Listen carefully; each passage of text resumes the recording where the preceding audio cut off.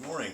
Welcome home, Jarrell here. Today I'll be unboxing a very rare zither that I recently won in auction. It came from the UK, so I'll be opening that up. I have no idea what condition it's actually in because I have seen it in auction sites a number of times, and over the years it looks like the condition had been getting worse. So I'll be opening that up, but I just wanted to share something with you real quick for anyone that does YouTube videos and also does unboxings. I notice people tend to use video editing to blur out their address that's on the thing, but you can save yourself a bit of time. You can buy these on eBay or Amazon, whatever. They're sort of like a confidential stamp, and they are a roller, so you see that you can roll that along your address, and it puts the sort of ink over there, and that blocks out your address, so you don't have to worry about that showing up. Then you don't have to do editing if you don't want to on your video. So let's go ahead and open this up. So I believe this one is circa 1880, 1890. I'd have to check the patents again.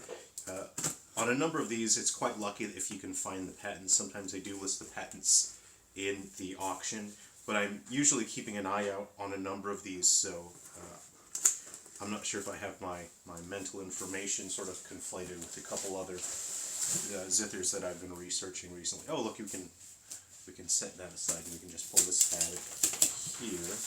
So this is called a lion zither. These are extremely rare. I think I've only seen one other auction for this one about a year ago. And it was in significantly worse condition.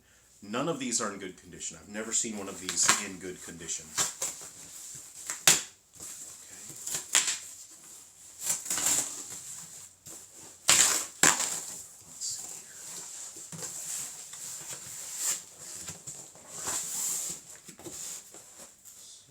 We have the external box open. Nope, not yet. This is an oddly shaped box. Okay.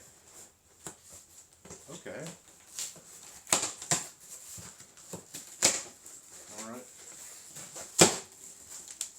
Have this nice packing here. I can set that aside. Maybe I can use that for packing other things if I'm going to ship them. So this is a pretty decent box. It was well packed. We got some paper in here which you can recycle, I hope. Okay. Alright. It's a little smaller than I thought it would be. I thought it would be about harpa-like sized, but it's a bit smaller and lighter than I thought it would be. I can already tell off the bat it doesn't have its bottom plate because I can feel the pins stabbing my hands. Okay, so that's good. It was well packed on the top and bottom, the sides there. It was in place. It didn't seem to have shifted around during transit. So it's a pretty good box. We can recycle that or reuse it for something. It's just an interesting shape. It's well fortified. Okay. Shame that it doesn't have the bottom plate, but that's not really necessary. Looks like it would have gotten lost at some point in its history.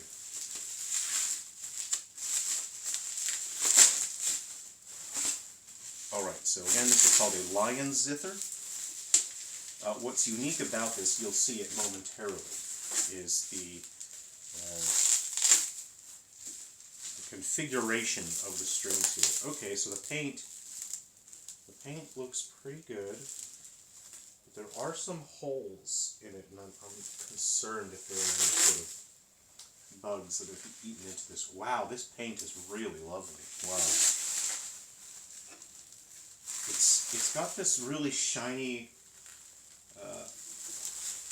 sparkly luster to the paint.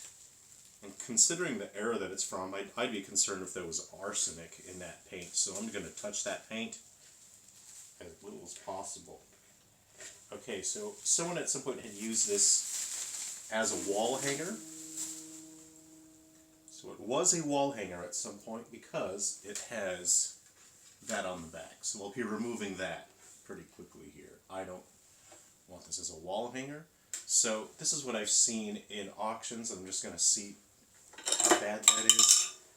So for a couple of years I've seen, well, going back and looking at auctions from a few years ago, I've seen people had this sitting on there, and I think it was to try to stop it from splitting further. So these are the kind of repairs that I handle. So that's nothing new. That's something I can fix up, but it's going to be a significant amount of work. What I'm going to have to do is steam this guy. I need to check the moisture content of the wood, and we're going to have to soften that so we can clamp it, but it's a little bit flexible, but I'm very uncomfortable right now of putting full pressure on it to straighten it out. It doesn't feel right. I don't want to damage the instrument.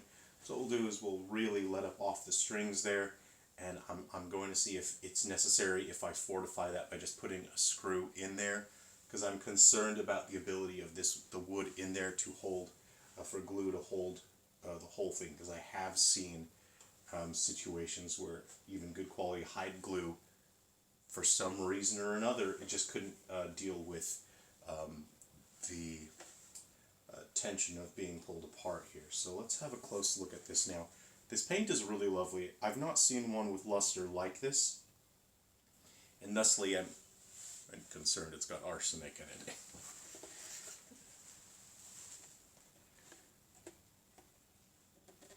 Okay, so this is the Lion Zither.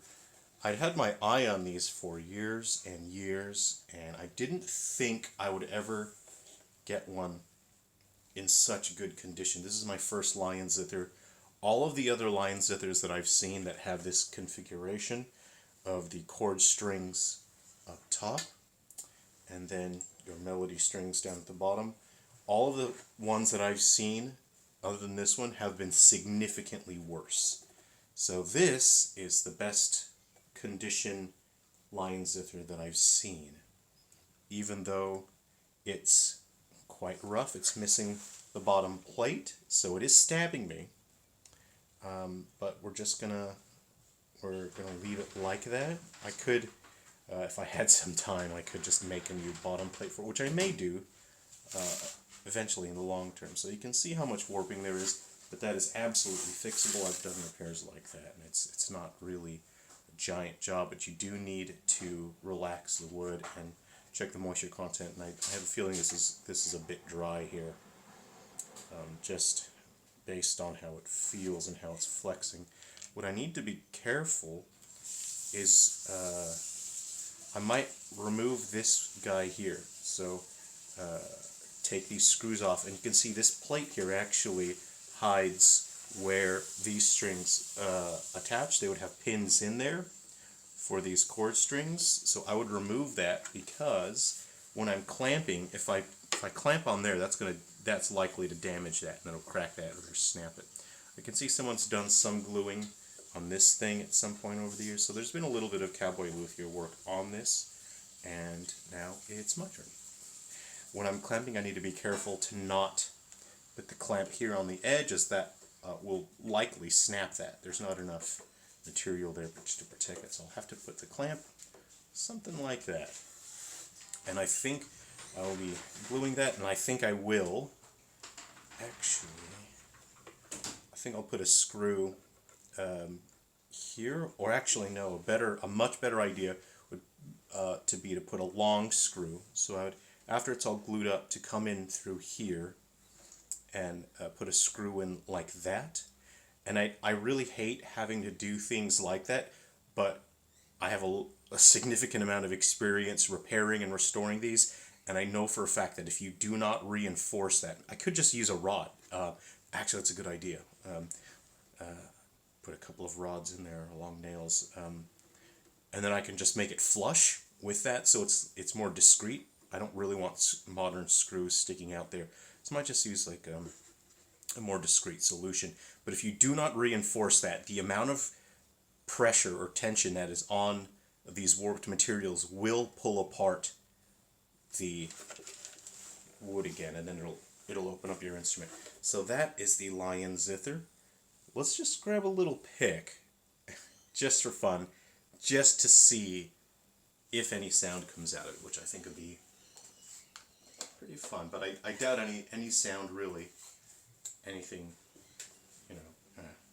right will happen. Let's just see out of the box if it sounds like anything. Okay, so they do have some tension on there.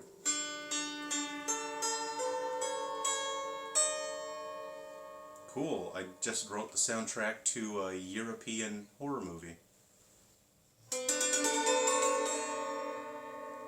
Those are the melody strings, and then you have your chords. Those are detuned, of course. They've been slacked because there's a lot of damage and warping there. So this is really lovely. I'm quite happy with this. Very excited.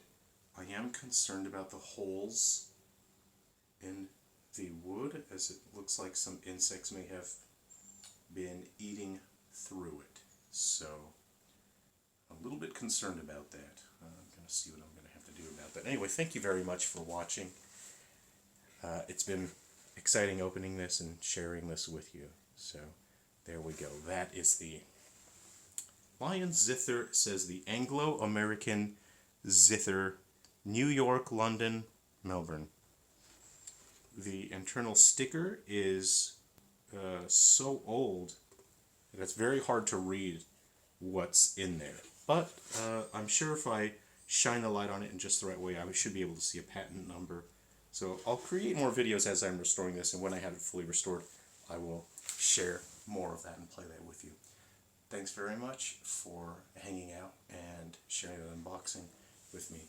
Okay, everyone, it was nice to share that with you. I was going to say nice to see you, but I can't see you. That would be weird if I said something like that. So, okay, take care of yourselves, be safe out there during the holiday season, and come home again soon.